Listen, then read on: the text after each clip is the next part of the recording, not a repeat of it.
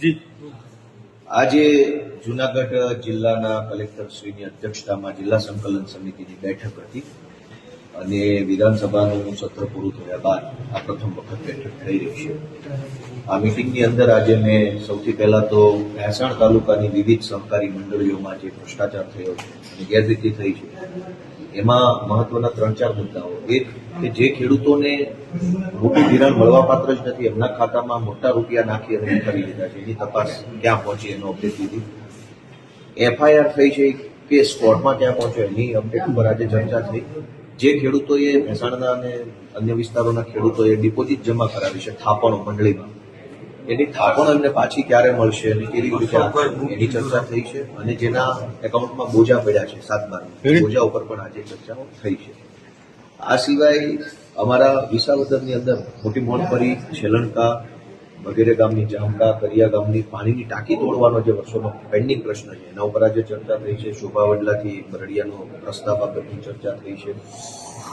જીબીના અનેક પ્રશ્નો ઉપર આજે ચર્ચા થઈ છે. ખાસ કરીને ખેડૂતોએ ટેકાના ભાવમાં જે મગફળી વેચી છે એનું પેમેન્ટ અનેક ખેડૂતોને નથી આવ્યું, એ બાબતની પણ આજે મુદ્દાસર ચર્ચા રજૂઆત અહીંયા આજે થઈ છે. અમારા ભેસાણની અંદર અનેક વખત લાઇટ જવાના પ્રશ્નો બહુ મને મળ્યા છે કારખાનેદારો તરફથી, કેમ કે ભેસાણમાં હીરાના કારખાના, નાના મોટા બીજા ઉદ્યોગો, દુકાન વિસ્તાર છે, બધું શહેરી ટાઈપનો વિસ્તાર છે. લાઇટો વધારે ત્યાં જાય છે તો ત્યાં ટ્રાન્સફોર્મરોની સાઇઝ મોટી કરવામાં આવે છે, જૂના ટ્રાન્સફોર્મરો બદલી રહી છે, એ બાબતની પણ આજે ચર્ચાઓ થઈ છે. આ સિવાય જૂનાગઢથી ભેસાણનો જે રોડ વર્ષોથી જે હાવ કાચમાં ગતિએ બની રહ્યો છે એ બાબતે પણ માર્ગ મકાન વિભાગના અધિકારીઓ સાથે ચર્ચા સંવાદ થયો છે. કાલાવડ ગામમાં લીમધરા, કાલાવડ અને મોણિયા આ 3 ગામની અંદર ગ્રામ પંચાયતો નથી. એમાં કાલાવડની ગ્રામ પંચાયત તો 4 વર્ષથી બને છે, હજુ બની નથી રહી.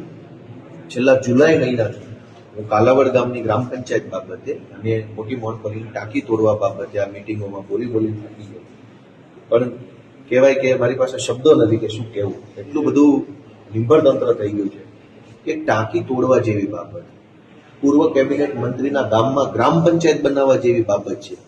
અવડી મોટી મિટિંગમાં એનો નિવેડો આવતો નથી.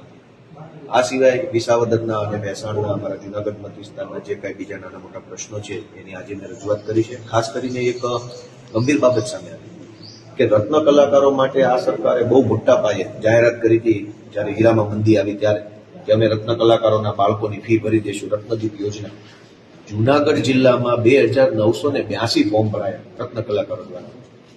હું 3 મહિનાથી આ પ્રશ્નનો જવાબ માંગી રહ્યો છું. આજે મને જવાબ મળ્યો કે 2982 ફોર્મ જે રત્ન કલાકારોએ ભર્યા એમાંથી અંદાજે 266 જેટલા લોકોની જ અરજી મંજૂર થઈ, બાકી બધી નામંજૂર. મેં પૂછ્યું આટલી મોટી સંખ્યામાં અરજીઓ નામંજૂર કેમ થઈ? સરકાર જ્યારે એવું કહે છે કે અમે તો રત્ન કલાકારોને મદદ આપવા બેઠા છીએ, અને અહીંયા આંકડો તો એવો આવે છે કે ભાઈ રત્ન કલાકારોના ફોર્મ નામંજૂર થયા છે, અને નામંજૂર થવાના કારણો પૂછીએ તો એના સરકારી જવાબો મળે છે. મેં ધારાસભ્યની ગ્રાન્ટમાંથી અંદાજે 2,25,00,000 રૂપિયાની રકમ ફાળવી છે 3 તાલુકાઓની મળીને. આ 2,25,00,000 રૂપિયાની ધારાસભ્યની ગ્રાન્ટ મારી સહીથી ફાળવ્યા પછી પણ હજુ સુધી અનેક કામો ચાલુ થઈ શક્યા નથી. કેમ કે ફાઇલ ઉપર ફાઇલ, કાગળ ઉપર કાગળ, પ્રોસેસ પૂરી જ થતી નથી. સરકારમાંથી પૈસા આવ્યા, એ પૈસા ધારાસભ્યએ ગામ માટે ફાળવ્યા, હવે કામ થતું નથી. અને આ ફરિયાદ મારી એકની નહીં, ભાજપના જેટલા પણ ધારાસભ્યો મિટિંગમાં બેઠા હતા બધા એક જ ફરિયાદ કરી કે ગ્રાન્ટો ફળવાઈ ગયા પછી કામ થતા નથી. તો આજે આ મિટિંગની અંદર રોડને લઈને બધા જ ધારાસભ્યોએ ફરિયાદ કરી. ભાજપના ધારાસભ્યશ્રીઓએ તે મેં પણ બધાએ સંયુક્ત ફરિયાદ કરી કે રોડ વિભાગ દ્વારા એટલું બધું બોગસ કામ કરવામાં આવે છે, ખાડા પડી જાય છે, ઢીંગડા મારવામાં આવતા નથી, મંજૂર થયેલા રોડ ટાઈમે ચાલુ થતા નથી. તો આજે વિધાનસભાનું લાંબુ સત્ર પૂરું કરીને હું જ્યારે જૂનાગઢ પાછો આવ્યો છું તો આજે આ જિલ્લા સંકલનની મિટિંગમાં મેં અમારા વિસાવદર મત વિસ્તારના અનેક પ્રશ્નોને ધ્યાને લીધા છે. ખાસ કરીને એમાં એક બીજો પણ પ્રશ્ન હતો કે આ ઉનાળાનો સમય છે તો તળાવો ઊંડા કરવા, ચેકડેમ ઊંડા કરવા, એમાં પાણીની સંગ્રહ ક્ષમતા વધે અને જે માટી નીકળે, માટી ખેડૂતોને ઉપયોગમાં આવે, એ બાબત પર ઉપર આજે મારે કલેક્ટરની અધ્યક્ષતામાં ચર્ચા થઈ છે.